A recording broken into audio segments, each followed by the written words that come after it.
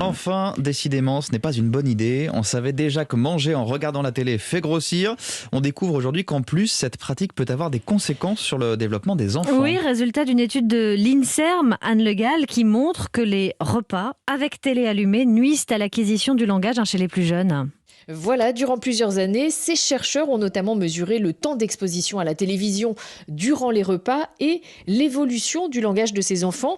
Et résultat, dans les familles qui gardent la télé allumée à table, les enfants ont à l'âge de 5 ans un peu moins de vocabulaire et moins d'aisance verbale que les enfants du même âge qui ont l'habitude de manger sans écran.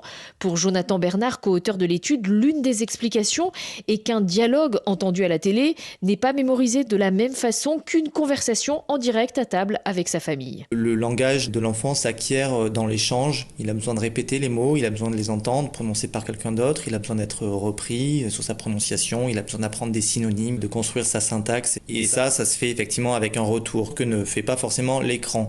Les écrans, lorsqu'ils sont allumés dans l'environnement familial, en arrière-plan notamment, ils ont tendance à diminuer la qualité et la quantité des échanges entre les parents et les enfants. Et l'idée n'est pas de supprimer tous les écrans, poursuit ce chercheur, mais de faire en sorte qu'ils n'empiètent pas trop sur les moments d'échange.